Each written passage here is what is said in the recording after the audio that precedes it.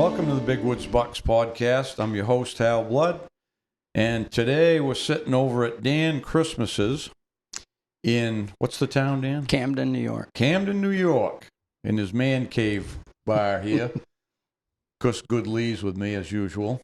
Hello. And so today we're going to talk with Dan about his long history in the Adirondacks, hunting the Adirondacks, being a forester, landowner, and his transition into real estate. Yep. Long life. How old are you, Dan? Almost 66. Oh, geez. I still got you by a couple of years. Yeah, you do. Not by much, so No. I think I'm catching you. Yep, probably are. So, yeah, this will be pretty interesting because you've probably lived your dream life in the woods, right? I sure have. Yeah. Very, very fortunate. Yep. Yeah. So you started out as a forester. I started out, school. I grew up in Camden, New York, but my mother's family was the first settlers in Long Lake, which is right in the central part of the Adirondacks. And my great-grandfather was the first white child ever born in Long Lake. No kidding. So our family goes way back. And I always wanted to be in the Adirondacks and couldn't get into a college. I didn't apply myself very well from high school. But I went up to Paul Smith College after I got denied access, and I went right to the Office of Admissions and begged my way in. I said, give me a chance and I will prove to you. Persistence. I graduated with a 3.8.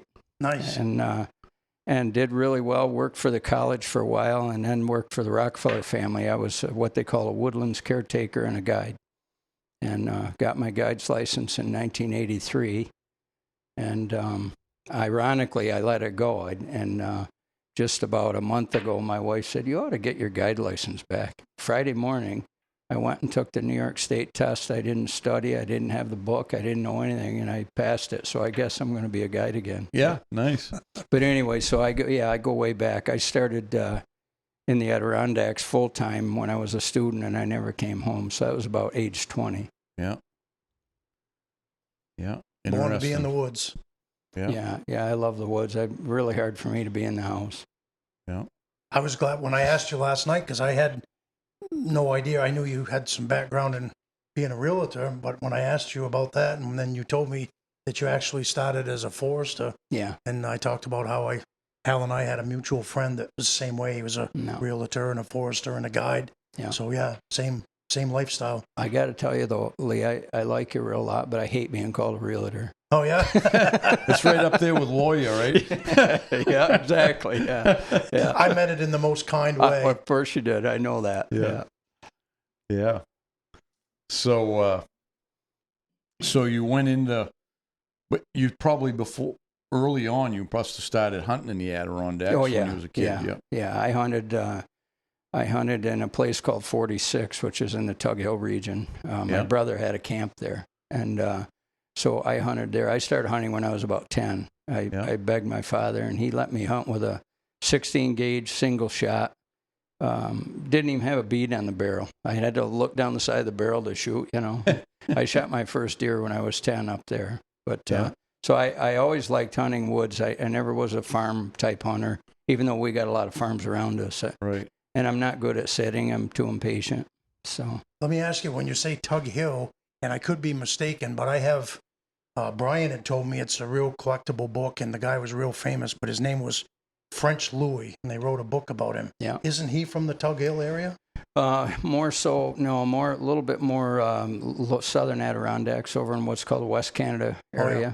But I know I've heard of Tug Hill before. Yeah, I've read that book. Tug Hill, you hear about it's like the big snowmobile capital, I think, of New York and stuff. If you look on a geographic, topographical map of the whole state, you'll see the Adirondacks is kind of up in the top of the state, and then south and a little bit to the west, there's what would have been another group of mountains. It looks like they shaved the top right off it. It's a plateau, and that's all Tug Hill. So it makes up, I think, 3 counties and quite a lot of towns. So where they get the lake effect snow that piles up in the winter. Yeah, all that moisture comes off Lake Ontario. As soon as it hits that plateau, it drops it. Where we live, we're right in the fringe of it. So those deer have hard winters then? They do, yeah. Yeah, they do. Yeah, the guys that I know that hunt around there, they claim The deer don't get as big. The racks aren't as good. They just toughen it out all the time, winter after winter. Yeah. Yeah. Yeah, a lot of short racks, short tines and squatty looking deer, and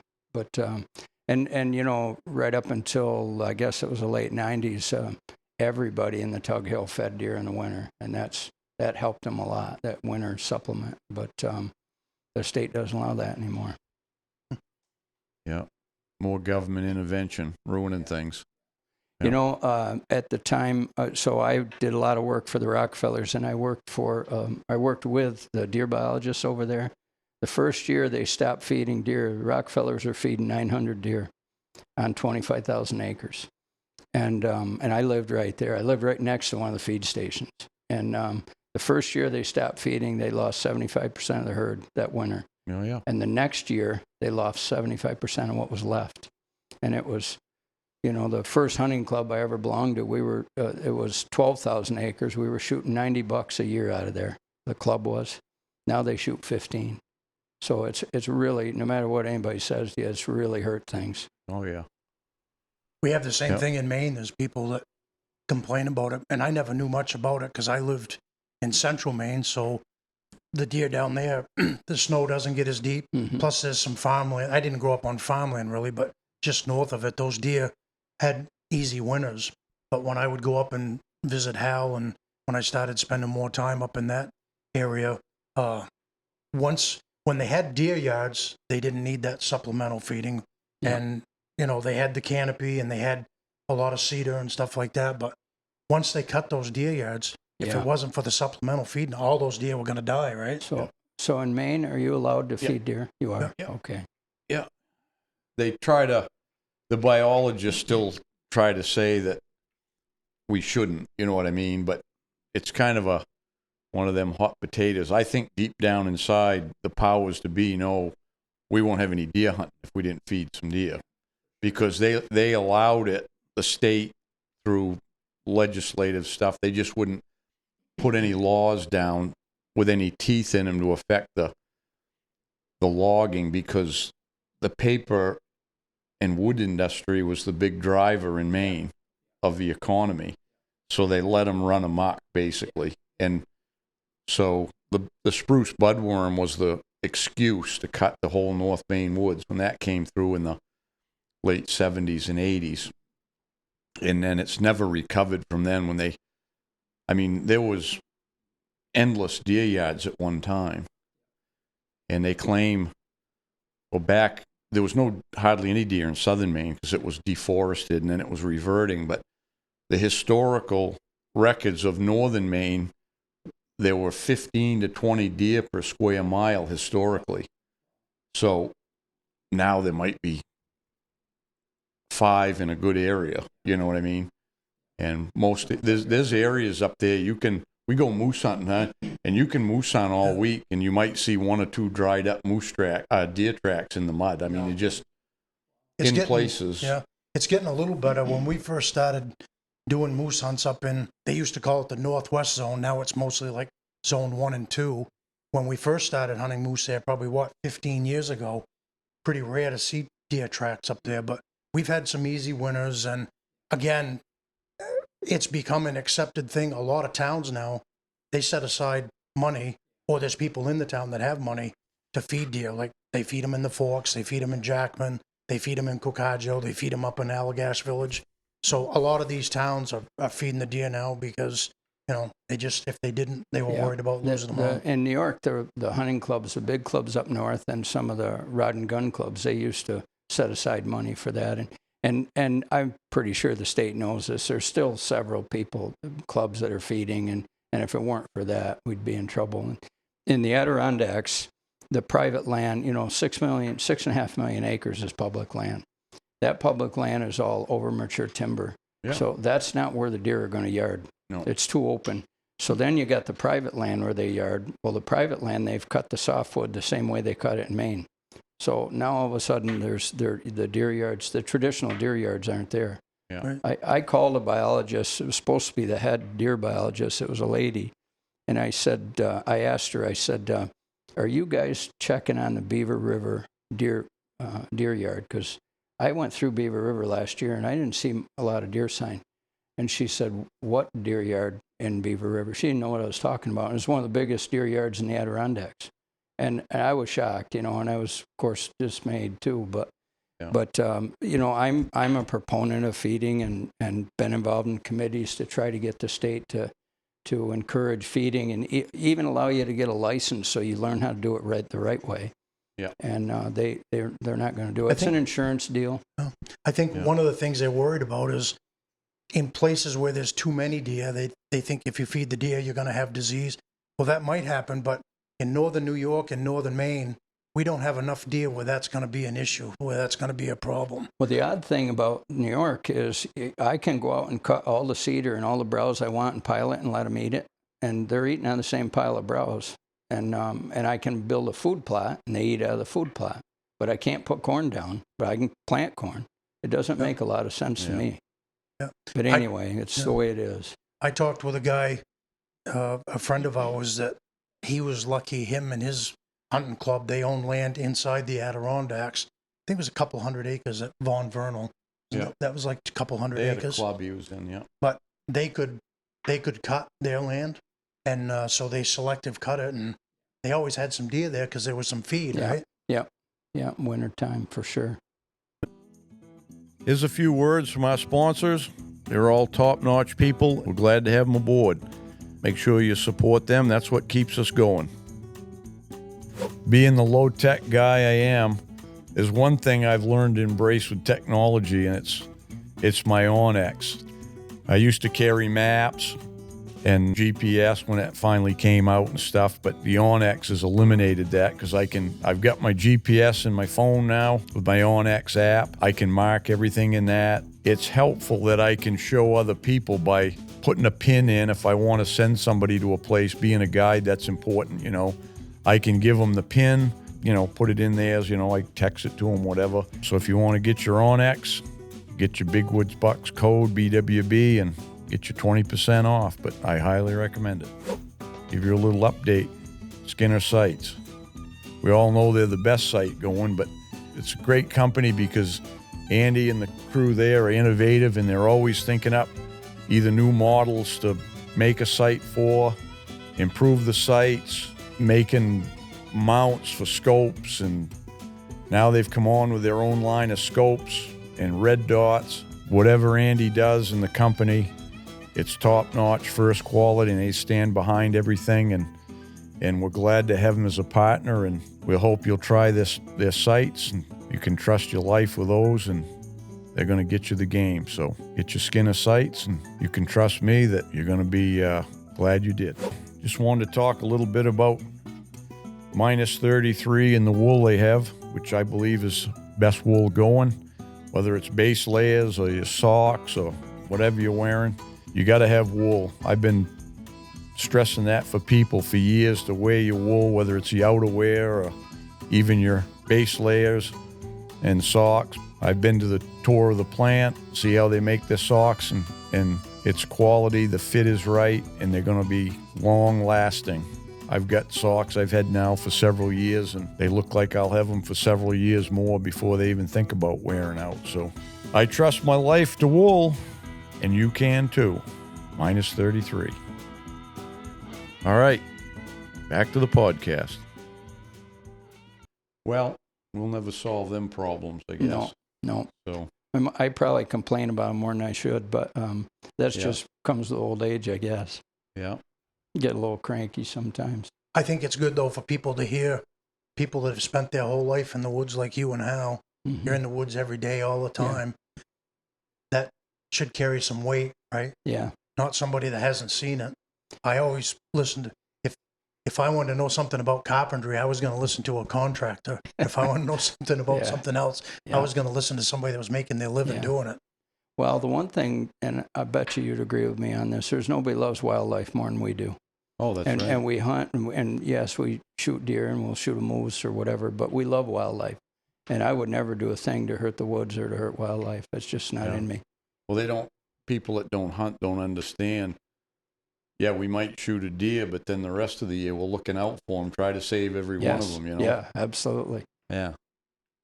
I'll give you a perfect example. I can remember one time when we went up looking for sheds, and there was a deer yard down towards Pittston Farm. It was a traditional deer yard there, and then they feed them there now as well. But remember that day we went shed hunting, we came down the road there, and there was just all kinds of cedar that was just perfect. So we had our 2 Skidoo snowmobiles, and we had racks on the back. We probably looked like we were dragging like skidders. We had, just enough bungee cords to strap everything down. We came down and fed the deer. Remember that was quite a few years ago. Yeah. There's a lot of deer down in there along that road. Yeah. So tell us about your transition from forestry into real estate. I shouldn't say real estate. Yeah, thank you. The camp business, Yeah, and the there you land go. and camp business. Well, it started very slow. I started our company about 37 years ago now, and I was cutting trees. I was getting paid $1.25 a tree to cut and skid trees, and I was marking timber as a forester as well. And I don't know, I was probably making $10,000 or $12,000 a year. And I found this 10-acre piece of land, and I had $5,000. And I bought the 10-acre piece of land, and I made it into 2 5-acre pieces. They both bordered state wilderness. And I sold the one 5-acre piece for $15,000. And I said, geez, that took me a year and a lot of tree cutting to get that. And I said, maybe I'm onto something here. So I started real slow and started with my own money. Bank wouldn't loan you money. And I wasn't credit worthy to begin with. I was young. But so I just started slow, still cut a lot of firewood, made money enough to buy another piece of land. And it just kind of grew over time. But I think I was telling you earlier, it was really important to me that I was selling to the average guy. I wanted to sell to blue-collar workers. And I didn't want to, nothing against the big shots, but I really wanted to sell to a local guy. And so I wanted to find financing for him. I wanted to make it cheap. And they could only afford 5 acres, but if it bordered state land, it'd be good hunting. And so that's kind of how I got my start, and it worked out really well. I promised myself that no matter what happened, and no matter how broke I was, if somebody wasn't happy, I'd give them their money back. And I always wanted to behave that way. I wanted to behave with integrity. And I used to talk about LL Bean all the time, because they use, they're an outfit. If you got something wrong, they'll fix it. Right. And years later, when I had a bigger company and a sales staff, one year we made a big sales goal, and I said, I'm going to take everybody up to LL Bean. And we all went up, the whole company went up there for 3-4 days. And they each had, believe it or not, it was before Christmas, they each had $2,000 bonus to be spent at LL Bean. And when the big shots at LL Bean heard what we were doing, they set aside a room and they brought us in and gave us a whole training, and it was quite a deal. So anyway, so I have a lot of respect for companies like that function with integrity, and so over the years it's been something that's grown and done really well, and I know a lot of it is because you treat people well. Exactly right. And probably repeat customers, because when you treat your customers like that, it's the same way in the guiding industry. If somebody comes with you and they have a great experience, they're going to pass it on, right? Yeah. That's just good marketing. You just got to do things like that. Yeah, and you make a ton of friends in business, as you guys know, and we've made a ton of friends. Yeah. Anytime you're in the guiding or real estate, it's a people business. So if you don't treat people good, you ain't going to get very far. Yeah. Because if you treat people good, they're going to tell their 10 friends, and their 10 friends will tell their 10 friends. And that's how I built my sporting camp business anyways. Once we got a core group, we started from nothing. We were building the camps and trying to put people in them at the same time, and that went pretty slow too. I'll bet. Yeah. The money went out a lot faster than it came in, let me tell you. I understand I can remember times I had to ask Deb, I had to go down and get some bear bait or something, leave town. I said, we got enough money to get gas to get down there and back? That brings me to a good point, because Hal's 9 years older than I am, and he started his business about 10 years before I did. So, and I'll always be grateful for this. He saved me from a lot of mistakes and wasting a lot of money. Did you have somebody that you looked up to, or did you come up with your own business model, or did somebody kind of point you in that direction? Well, that's an interesting question. I guess the answer is yes and no. My father was the greatest man I ever respected. And he wasn't a businessman, but he had a lot of integrity. And he was a family man. I mean, he was a good man and a really good father, but a very strict father. And so, I would say I probably got my work ethic from him. I work 7 days a week almost my whole life. I still do. And I'm 66 years old, but I like to work. And I'm fortunate. I'm blessed. I don't work in a mill. I get to do what I like to do. Yeah. There was an uncle of mine who was a realtor, but he was one of the better ones. And he, Uncle Jack, he was a Plumley, so he came from the Long Lake area. And he was a good mentor of mine. But I had half a dozen mentors from up around the Adirondacks that were very instrumental in my hunting life and my woods life, not maybe so much business. But so, yeah, I've been fortunate. I've had some good mentors. And, I tell my own grandson and some of the younger people that I deal with, your mentors in your life are the most important thing. Sometimes it's your dad, but sometimes it's not. It could be a stranger. Yeah. And so I've had some great mentors. I think people appreciate that too. We've been here this is our second day here now, but my Throwback Thursday that I do every week, I talked about how I got a paper route when I was 8 years old, and then how my dad set up a bank account for me, and how I learned to get up in the morning, go to work every day. The weather's going to be crappy sometimes, but mostly how to handle money, other people's and mine. And this is all about hunting, right? But there's people that saw it resonated. There was all kinds of people that are hunters that were like, yeah, I had a job when I was a kid. Yeah, I did this when I was a kid. My father expected me to work. I had chores and this. I think most guys that are like us, that have built a business, that love to hunt, the biggest part of that's a work ethic. We talked earlier on another podcast. I don't care how much talent you have. If you don't have a good work ethic, you ain't going to make it. Yeah, same with me. My father was the same way. They had 5 kids right off, and my father, from what I remember, he always had 2 jobs. He drove a truck, Teamsters truck driver, and then he always had to have a side gig to do something. I remember being 6, 8 years old and going in the evening. He'd take on side gigs, so like friends of his or something would hire him to paint inside their house or paint a room or do this and that. I'd be over there 6, 8 years old, my sash brush. He's teaching me how to cut lines with the sash. Right? Oh, yeah. I always went with him, and I did all the chores around the house because I had a sister a year older, and then it was like 3.5 years, so me and my older sister did a lot of the stuff.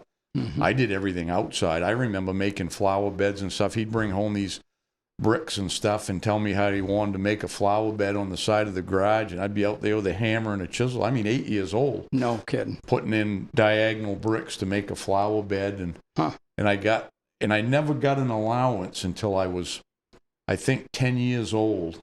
And I think he gave me an allowance because I mowed the lawn by hand, and the lawnmower was up to my chin anyways. And we had about over an acre of yard. Yeah. And I got 50 cents a week, and I would save my 50 cents. He'd give me a 50-cent piece. And when I got 2 of them, 2 weeks, I'd go down. My mother opened up a bank account, and I'd put $1 in the bank every 2 weeks when I was about 10 years old. And then in the summer, he might have a job like paving with the neighbor paved driveways. And I remember, again, I know I was less than 10 because we moved from there when I was 10. So I was less than 10 years old shoveling gravel out of a truck all weekend. Yeah. And I'd get $1 or $2 paycheck from the neighbor. I'll be darned. Yeah. So that's what teaches you, though. Yeah. You get that work ethic, and so I ended up being the same way 7 days a week. And I finally, a few years back, I said I'm not doing that anymore because I'd work daylight till dark. There was always something when I had my sporting camps. You look around, there's something you got to do, you know. Yeah. I finally said I got to just kind of like don't go out after supper. So I'd try to get quit at 5 o'clock. Yeah. Well, my wife tells me now, because I don't know about you, but sometimes in the morning I'm a little achy. And I don't ever get it. my wife will say, well, the way you worked all your life and working in the woods, you probably wore out of parts. It's no different than machinery you replaced. Yeah. And that's probably is the way it is. Don't let him fool you. Every morning he has to stretch and do all of this stuff, and it ain't pretty. It's not fun to watch, but You know, Lee, gotta do it to I keep heard going. something about that from some of the gang here. I call it my calisthenics. It's really stretching, but I do. It really helps. Yeah. If I do that before I get out of bed in the morning, I don't have the lower back trouble. I used to be always, because I would still, as I got older, I still tried to lift the same stuff as when I was younger. And you notice you ain't as strong as you used to be, especially your back. You got to just be careful. And so instead of suffering with a bad back, if I go to pick something, I go, nah, I'm not going to pick that up. That's good. Yeah. That's good. I got to get more of that discipline. Yeah. It took me a while, but really about the last 2 years, I said, it ain't worth it, you know. Hey, Hal here. I just want to take a minute to talk about our wool gear. Our Big Woods Bucks wool gear it's the best value there is on the market. We have 100% virgin wool clothing, whether it's our packs, pants, jackets, whatever. The virgin wool it's the natural fiber from the sheep, and it wraps into a tight thread. That's what makes it waterproof, pretty much wind resistant, and comfortable to wear. It's quiet for hunting, especially in the big woods. You can't find anything better than wool clothing. So we have ours. It's all made in USA with all US accessories and everything. We've got, years of experience guiding and it's thought that's going into this stuff. So we've tried to keep the average hunter in mind and kept the price point at where people can afford it. We hope you enjoy it. Wear your woolies, caught in his death. Can I tell you a story about a real good mentor of mine? Yeah, for sure. So when I got out of Paul Smith's, so that's a forestry school up there, and they had decided they were going to heat their entire gymnasium as an experiment with wood. They had a great big wood furnace. They hired 3 guys, me and 2 other guys, to cut and split 250 cord of firewood in the summer. We had the summer to do it. The other 2 guys quit partway through, and I was stuck there by myself cutting and splitting wood, and I got it all done by the end of the summer. Oh. And the president of the college, when I graduated, he wrote me a letter, and he came to me and he said, "Is there anything I can do for you?" He says, "You're a very dedicated student." And I go, "I'd really like to work for those Rockefellers over there. They got a hell of a deer program." And turns out Mr. Rockefeller was on the board of directors. So lo and behold, I got a job there. And they don't hire. You got to die before they replace somebody there, because it's the way it is. It's a great job. So I get over there, and my boss is a young guy who was mad that he didn't get to hire me. I was kind of shooed in. So he and I never quite saw eye to eye. So he put me with this old guy he was a hermit that lived on the site. And his name was Harlan Wood, and they called him Woody. And he hated young people. He was miserable. Now I think about it, he's probably 60 and I'm 66. But he was a cranky old guy, and he hated young people, and he'd drive them off. So this boss of mine said, "Well, I'm going to put Dan working with Woody, and we'll get rid of him." Well, guess who my best friend was? It was Woody. Yeah. And he taught me, because I love wilderness trapping as well as hunting, and he taught me about trapping, and I knew a little about it, but he taught me a lot, and a lot about woodscraft and hunting, and he was just all-around incredible woodsman. And for years, he would refer to me as Cheekuck this and Cheekuck that. When he was on his deathbed, I went to see him, and I go, "Woody," "what's that mean? What's Cheekuck mean?" He goes, "That's hard head." But he was a dear friend of mine, and I've still got a couple traps of his, but a mentor that I learned an awful lot from. Yeah. You know what it probably was? It wasn't so much that he disliked young people. He disliked immaturity, I bet. And if he saw something in you, he thought, if he probably to himself was thinking, I can invest time in this kid and it'll amount to something. I've known some cranky old guys that I've worked for. A lot of times the biggest thing is if you work hard, they see that and they respect that, then the relationship can grow from there, right? I always learned, probably one of the, I guess it would be a trait of mine that's a good thing, is I always had older friends and I always tried to learn from them. Yeah. Well, I think part of it, I think that's very true with Woody, and he respected me over time, not at first, but over time he respected me, and I was always willing to do whatever he wanted to do. he wanted to go climb that mountain and build something, whatever, I always did it. He used to tell me one of his favorite sayings in the winter would be 30 below. And he'd say, Cheacock, I'd hate to be up on that mountain with a ladder for a blanket. But one of the reasons I got in good with him, I figured out that he liked Genesee Light or Genesee Cream Ale. So every once in a while, I'd freight a case of it out to his camp where he was staying, and that didn't hurt things. He was a heck of a good guy. I'm sure he's listening somewhere. Yeah. Well, why don't we probably ought to, since this is the Big Woods thing, we probably ought to get some more hunting stories. Yeah, What we do ought you to. think? Yeah. We want you to share some hunting stories, some Adirondack real hunting stories. Backwoodsy, the better. Yeah. Well, Did you ever do that camping out back in there for deer hunting? Or Yeah, I've done a lot of it. But it's funny because the Adirondack guys that you have, and they talk about those low impact camps, Yeah. That was not me.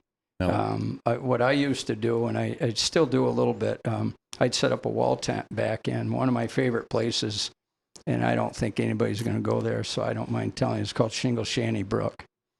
And you got to get there by a canoe or a guide boat.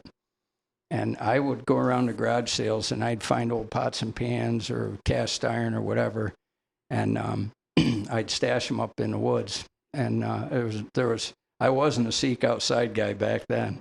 I had a wall tent, and I had pots and pans back in there, and I'd bring them all in by boat. It was always a place I could get to by my boat, I had a guide boat. And I can remember being on Lake Lila, and I used to use a wheelbarrow to get all my stuff down the boat. And I was carrying down a wood stove, a regular wood stove, and a cast iron wood stove, a chainsaw, and all these tools.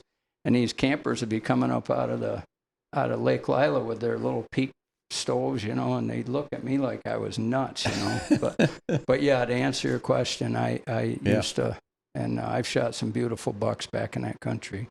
There's a big burn back in there that was burnt back in the late 1800s, and so it's a lot of blueberries and stunted spruce. And I mostly hunt softwoods. I'm not a great hardwood hunter.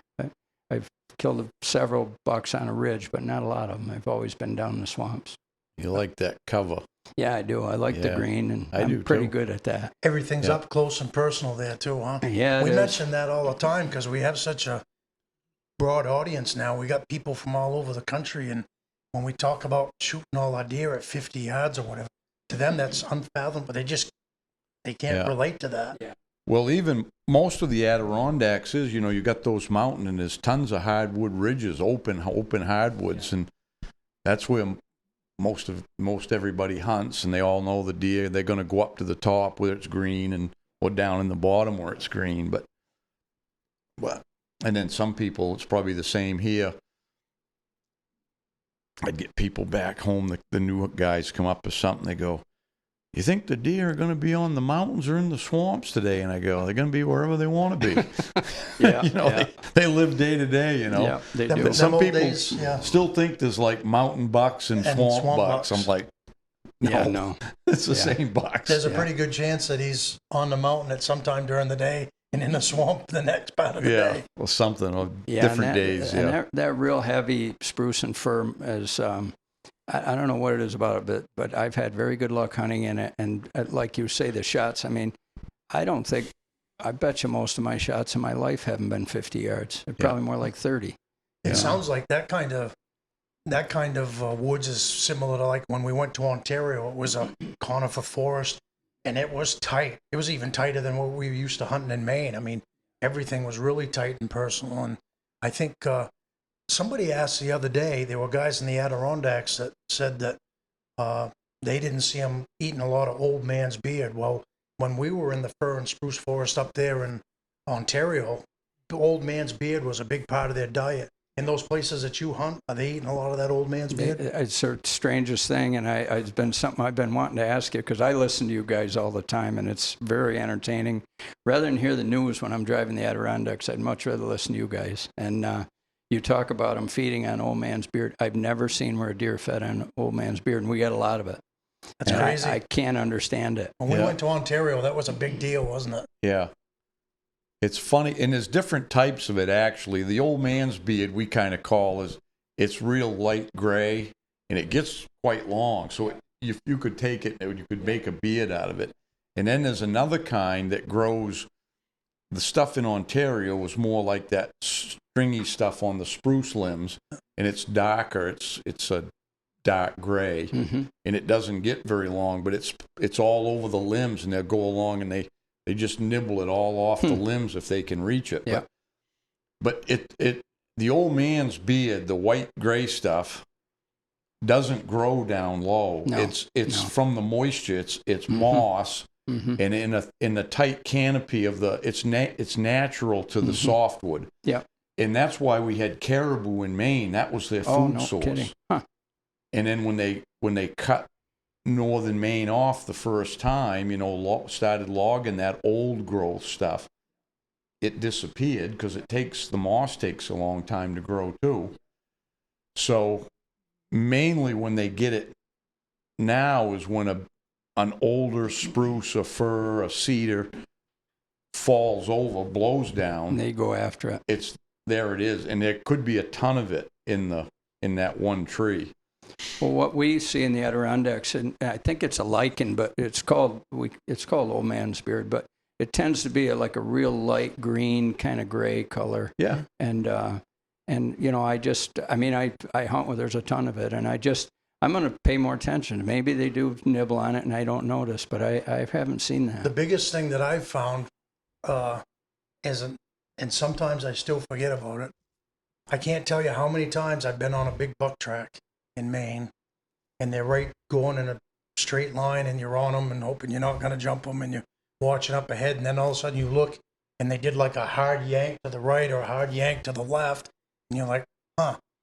And you look, and recently some wind had knocked down a fir or spruce tree that had that old man's beard, and they'll walk around that and eat that stuff, and you can tell they spent a good part of the morning there. I always get excited about that because I thought, man, I can't be too far behind this buck now because he spent so much time there doing that. You might not notice it unless it was I think that may be the snow, case. like you tracked one there. But if you track a buck there, you'll see he'll veer right off, and because they can load up, and that's like one stop. That's like going to the drive-through, Yeah. And then they want to lay down. They get and then they'll want to lay down. They'll get their food all in one stop instead of nipping a bud here and nipping a bud there. Yeah. You probably to go along with that though, and again, just because the forest was similar when we first started hunting there in Ontario, about the only open places were like around the beaver bogs and around the stream and stuff. Do you find you shooting most of your deer on those open edges around the water? Yeah, what I learned in wildlife management, they called edge effect.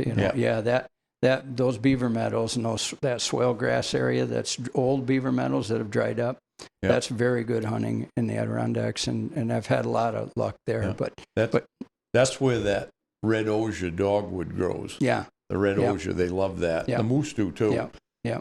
That's why they're out there, and it was the same in Ontario. All them swales were full of that red osier, because in the woods where they hadn't logged, there was no feed really. It was all green growth. There was no feed. Yeah, and a lot of those beaver meadows, right on the fringe of them, there'll be an alder bed, and you always see buck rubs in those alder beds. Yeah. They're running the edge of that.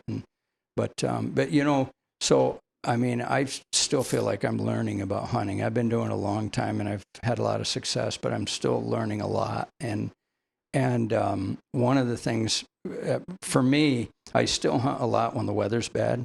A windy, rainy day, I bundle right up. I'll put a raincoat on under my woolies, and I love hunting in a hard rain, just as hard as it can rain, and because they can't hear you coming, there's not a lot of scent, and you can sneak right up to them. And I like still hunting in rain. As soon as the snow gets on, I like to track. And what you were saying, I don't know what it's like in Maine. I've never hunted there, but in New York, and where I hunt, it's thick and it's heavy.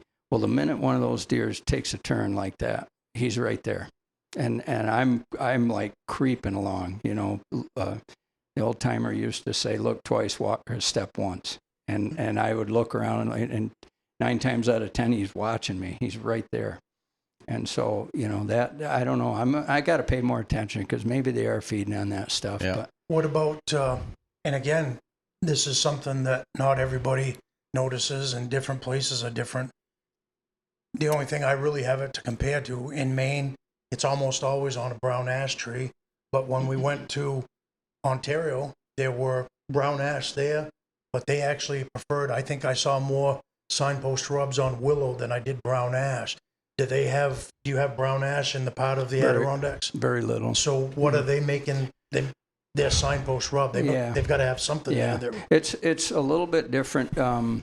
We don't see as many signposts as you guys do, I think, but tends to be on big softwood trees, and you can tell a lot of the deer I've shot, the antlers are real dark down low. You can tell where they've been rubbing a hardwood or softwood because it stains. I noticed a lot of your racks in there are dark color. Yeah. The spruce, that's what the ones out Ontario, Saskatchewan, they rub spruce. Yeah.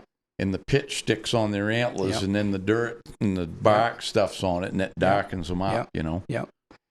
So, I had, I'll tell you about I was, like I said, I love hunting in a nasty, nasty weather. And I went out one day, driving rainstorm, and there was a little bit of wet snow, and it was going fast. And it was one of those days where I was tracking a deer, and he got into a whole bunch of deer, and I could see where they were running around. They were rutting pretty heavy. And he was running them right back and forth, and I thought, he's got to be right here. I mean, it was all spruce and fir and just really thick. I mean, I couldn't see from here to the wall. And I said, he's got to be right here. I'm going to run right into him. Well, I sneaking along, and my father used to call it pussyfooting. You pussyfoot along. It got to the point I had to pee so bad I couldn't wait anymore. I just had to go. And there was a skidder rut there. It was full of water. And I said, well, I'll pee in the water, and it'll dilute it. Maybe they won't scent me, I didn't know what the hell I was doing. Well, I peed in that water. That buck heard that, and all at once he come charging right to me. And I shot that buck. He's in on the wall in there. His rack went around, and the two front points almost touched. And when I shot that deer, he was from here to that trash can away. And he was coming right to me. And I know he heard me peeing. Yeah. We do that with moose all the time in Maine. A lot of times that's what closes a deal. I've had several times, if I've got a bull that I'm working or whatever, we if you got to pee, you pee, or if not, like I might take my paddle and put it in the water and then drip it in. Is that right? Oh yeah, moose will do the same thing. They hear you peeing in the water. Yeah. Well, They'll sometimes come in. They want to see if the cow's in, so they hear the cow peeing. They got to get over there to see what that smells like, you know? Yeah. Yeah, I learned something that day because that's the first time I'd ever done that, and I just couldn't hold it any longer. I didn't have any choice, but anyway, that was For all you big woods buck hunters, if you're looking for an ideal base camp for hunting in the big woods, in the Adirondacks and Tug Hill, you got to call our friends at Christmas and Associates. For over 35 years, they've been providing land and camps to sportsmen. 5 to 50 acres, rivers, streams, and ponds in some of the best locations, affordable prices, and in-house financing with low monthly payments. They can even build their Adirondack-style cabins on property you already own. For more info, call Christmas and Associates at 1-800-229-7843 or go to landandcamps.com. Visit Christmas and Associates on Facebook.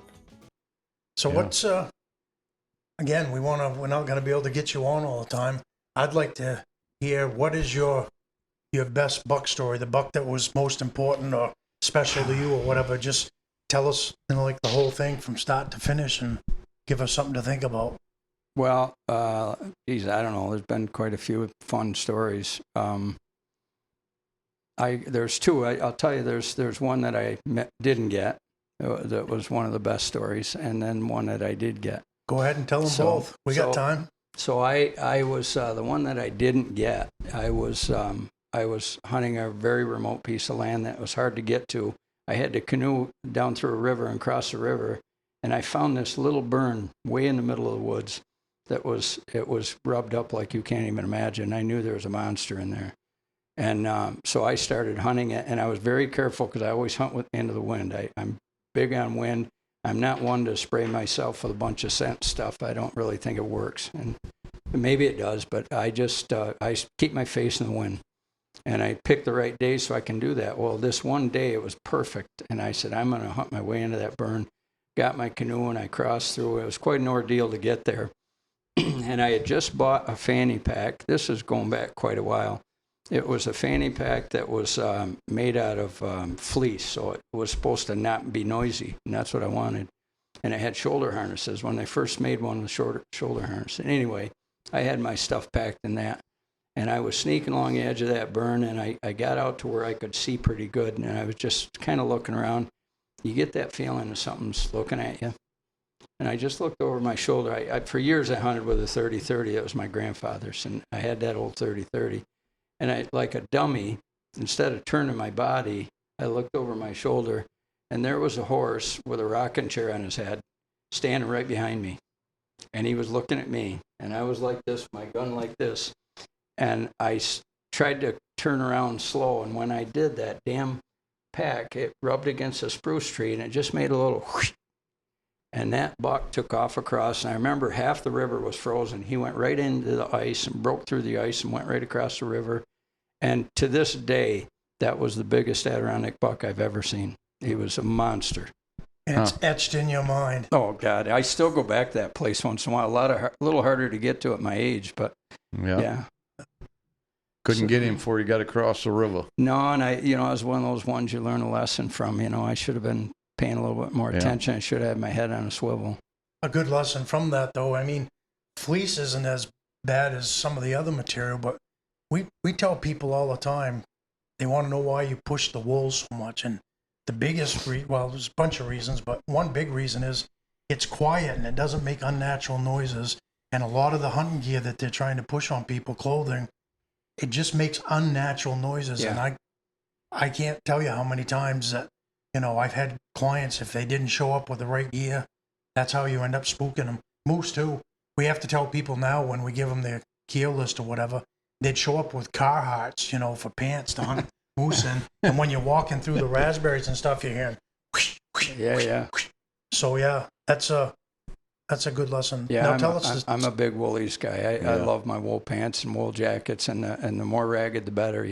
I look like a hobo most of the time, but that's the way it goes. I don't know when we're going to film that, but they had me bring my pack out here. My pack looks like it's been dragged down behind my vehicle on pavement, but I don't give up on stuff too quick. Me either. I don't like new stuff, although, some of your guys sent me a pair of those wool pants, and I don't wear them in the woods when I'm cutting trees because I don't want to get them all crap, but I love those pants, and I shouldn't even say, but I got a special edition because I like side pockets.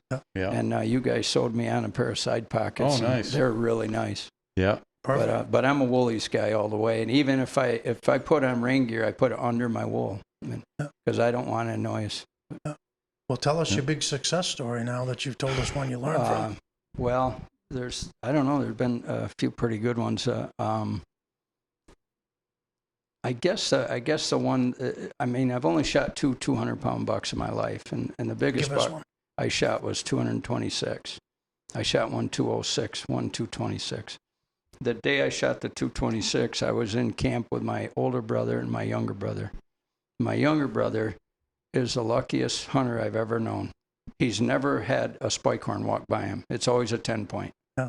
And he's a sitter. He's one of them, huh? He's one of them. And he's a hell of a good hunter. And hunting is all about, the deer are smarter than us, but it's all about knowing the habitat and their habits, and that helps you a little bit. But really, none of us really are. We're not like a deer. They get hunted every day by coyotes and everything else. So, right. So we're not smart. But Gotta anyway. Get some breaks. Yeah. So anyway, my younger brother's in camp, and then my oldest brother, who's a real cranky guy, and he was in camp, but he's there more to eat and have fun and bitch at us guys, So I get up in the morning and the wind is howling sideways, and it's snowing, and there's about 6 inches on the ground. I mean, it is howling, and the wind is probably going 30 miles an hour, and I'm getting all dressed up, and they go, "What in the hell are you doing?" I go, "I'm going out and get me a buck, boys." And they laughed at me, "You damn fool."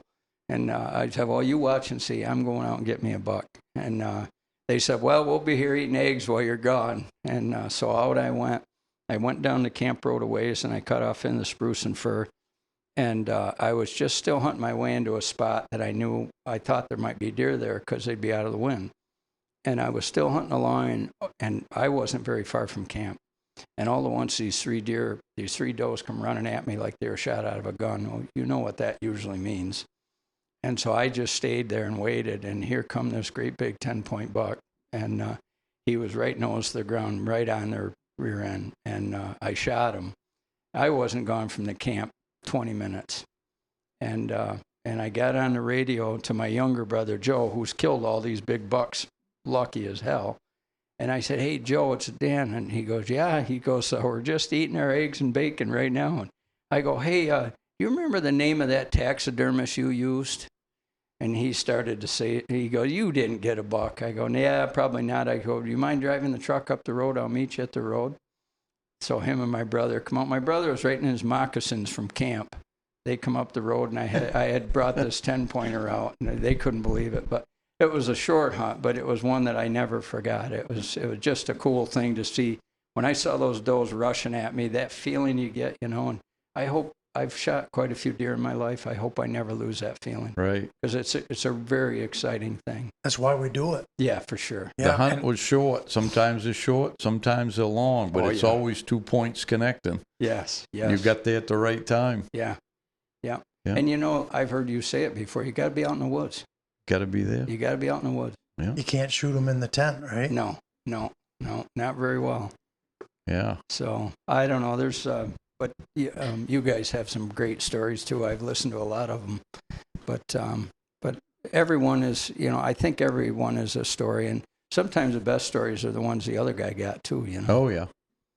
I love going out with younger guys, and now it's weird that when you get older. I mean, I still think of myself as being 30, and I still think of myself as being kind of a rookie. But these young guys, they look at you like you're some kind of an expert, and they'll say, "Someday will you take me hunting with you?" And I'm looking at them like, "What the hell you want to go hunting with me for?" But we're always learning. They recognize the wisdom. Yeah, maybe. Yeah. And those are the ones that'll learn. Yeah, for sure. Yeah. There's still, you get a bunch of the young guys, it's because everybody's different, but, they'll go watch a few YouTube movies and read something maybe, and they think they're an expert already, but they don't have the wood savvy. No, it takes time, Yeah. And I tell I have 6 kids, and I have 10 grandkids, and another one on the way, so I got 10 and a half. And I tell them all the time, you can't learn. You learn from failure. You have to fail at things to learn. So when something doesn't go your way, that's a learning experience. And when everything's going good, that's when you might get knocked off your saddle, Right. But so I look at it as like we're all still learning. I do have to tell you, there's a young guy in town here that I have promised I will take him tracking this year. He's asked me for 2 years. Yeah. And his father's name is Brian Christmas. He's a cousin of mine, and he runs a shop in town. Well, every time I got something broke, I can't fix a truck to save my hide. So I take it down to Brian, and he'll have 4 or 5 trucks ahead of me. He'll get me right in, get me took care of, because he knows I got to be in the woods. And so shout out to Brian. But his boy, I promised him this year I'm going to take him tracking. And he's one of those guys like that, real wide-eyed, and he wants to learn. And so those are fun people to be around. They are, and then someday you never know what's going to happen. He's going to be telling somebody, you talked about your mentor and stuff. That's what I hope is some of the kids, and not even kids, but just clients.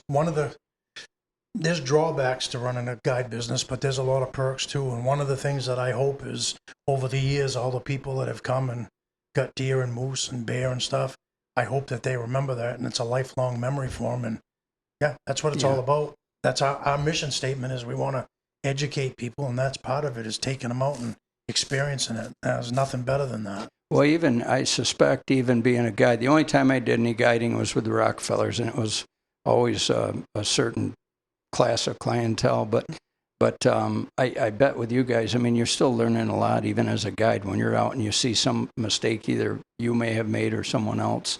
To me, I learn all the time what I could do differently and sharpening your skills. Yeah. I think I've seen about most of it, guys. I bet you have. Yeah. I'm on the second or third round of the same stuff, I think. But I always get surprised once in a while and say, "Oh, geez, I haven't seen that happen before," Yeah.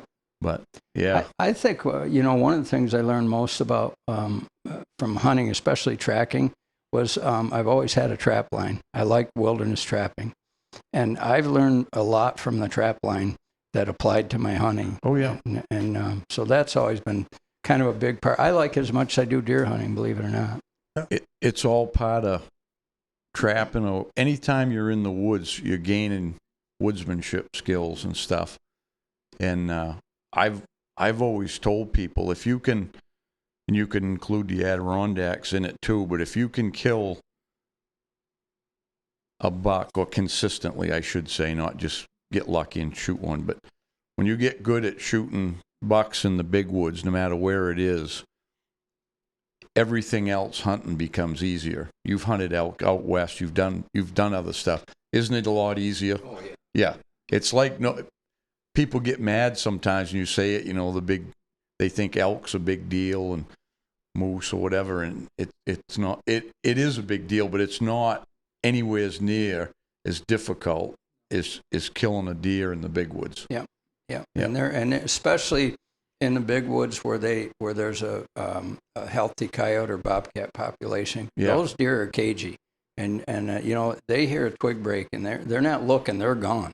Yeah. And so I've noticed that, particularly this area that I hunt, they're pretty cagey. They're moving quick. Mm-hmm.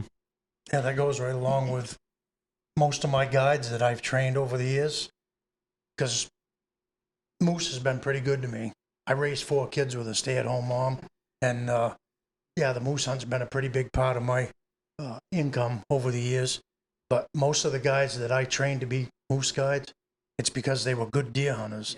And if they're good deer hunters, I know I can make a moose guide out of them, right? Yeah. No question. Yeah.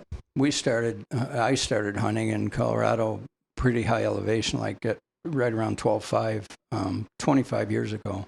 And every time I ran into a Western hunter, before I said anything, he said, "You're from the East, aren't you?" He could tell by the way I hunted, and plus I always had woolies on. And in the Adirondacks, I don't know if you ever heard of Malone wool pants, but Yeah. I always had Malones. They were the gray ones with the pinstripes. Yes. Oh, I had some of those. I didn't know what the name of them, but Malones. I used to wear those. Yeah, well, I'd have my Malones on, and everybody's out there in Gore-Tex or something else, and I'm just not that way. Yeah. But yeah, it's if you're a deer hunter in the Adirondacks or in big woods like you're talking, you can hunt anywhere. Yeah, for sure. I believe. I think we got a lot in common. I think so too. Yeah. That was a good session. I'm really glad we came out here and had you on. I've had a blast ever since I've been here. Yeah. Yeah, it's great having us at the house and stuff. And well, you guys are good people, and it's always great to be around people like this. So. Well, we try to. I think like-minded people end up together sooner or later. Yeah. Yeah. We're glad to have you as a sponsor, but also as a friend, and I call it a partnership more than anything. Really. Yeah. We can help each other. And I puff up pretty good when I hear that on the radio, because that we're a partner with you guys. That's saying something. You guys have done well for yourselves. We appreciate it. Yeah.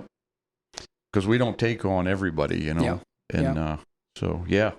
Well, and you've people. really developed a following. It's incredible, the people, young people too, which makes me happy, because I always worry the young people aren't hunting as much as they used to. But the young people that I meet around the Adirondacks and the Tug Hill, it's amazing how many of them listen to you guys. Yeah. And as soon as I say big woods bucks, wait a minute, they're coming to your house? You guys are like celebrities to these guys. Yeah. It's great. It's really great. We should have been born better looking. Yeah, I know. Yeah.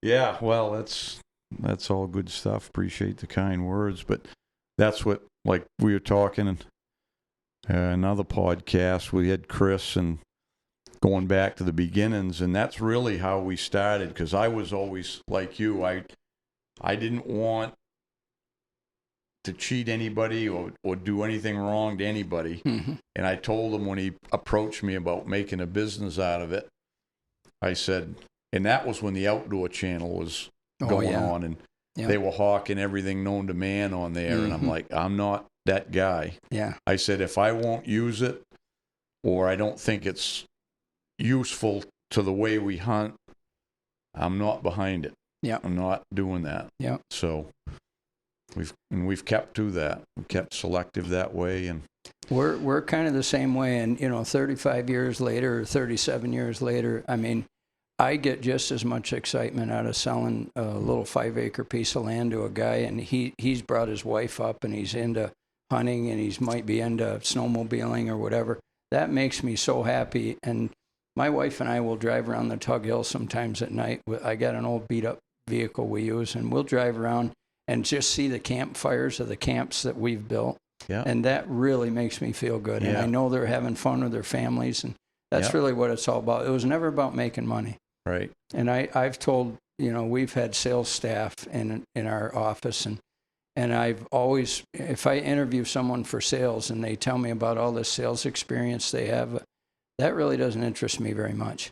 Yeah. I want to know how you are about land. And one thing I always tell them is, and I'm not proving it today, but God gave you 2 ears and 1 mouth, and that's so you listen twice as much as you talk. Oh. But I've talked a lot today. But I could tell you stories till tomorrow morning, but I don't want to overwhelm this thing. So. The one thing that you'd get out of that, just listening to you there, though, is you've changed somebody's life for the better. That's what we hope to do. Absolutely. Yeah. Yeah. Yeah. So that's it. That's the same philosophy as we had. I taught a guide school for, I think 20 years probably. And I knew when I'd get the people in and get to know them, and I could tell a lot of them were getting into guiding because they thought that was going to be their ticket, their money ticket. Yeah. And I would tell them, if you're getting into guiding, looking at how much money you can make, you're not going to make it. You'll never be a good guide. No. I said, you have to want to help people.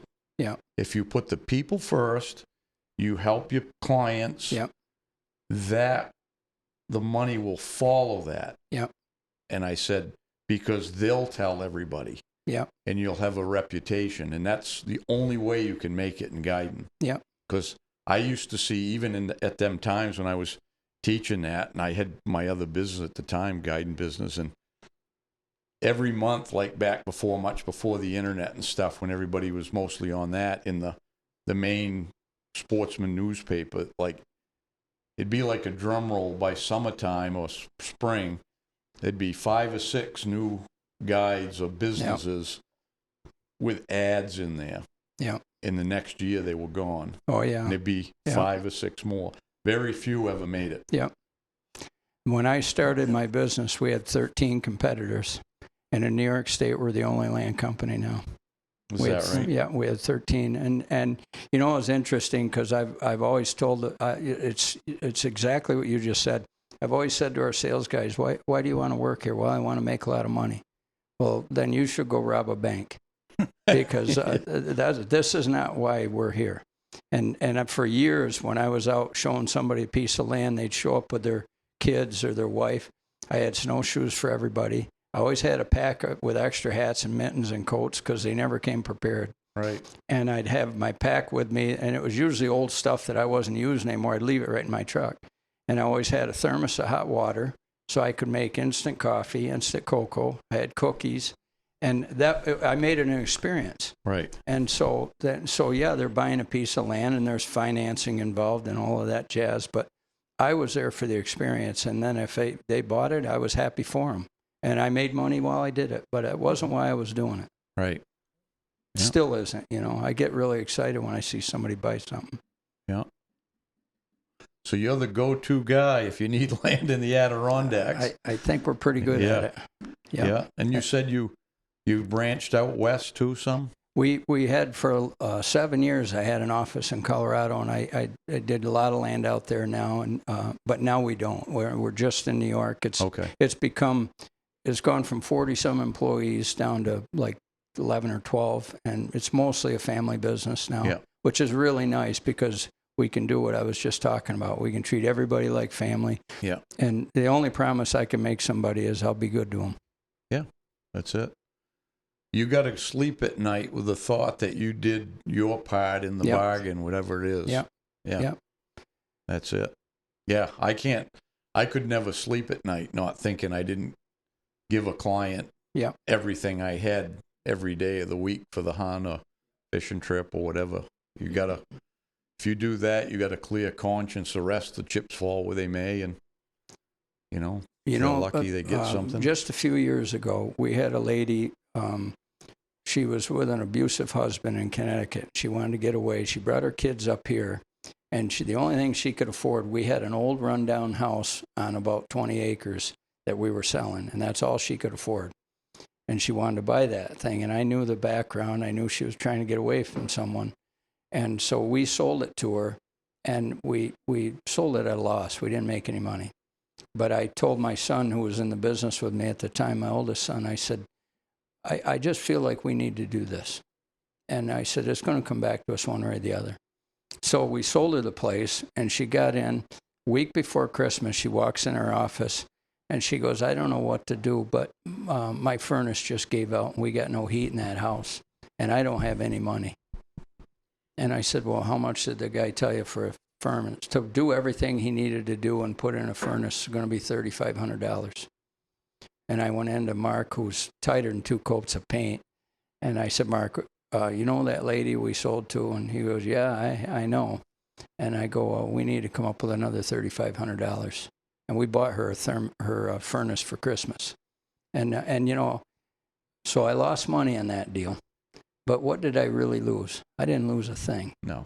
It was the best thing I could have ever done. And to this day, gives me chills thinking about it. I know I did the right thing. Yeah, sometimes you got to give back. Yeah. So, and I think God's rewarded me. And, I have a beautiful home. I have a beautiful family. What more could a guy want? I got good health. So, and I believe that's how you get there. Yeah. We have a lot of guides in Maine that do things for kids. Like we have a guides banquet, and people will run up to throw money in a hat to send kids to camp. Yeah. We've got all kinds of people that do.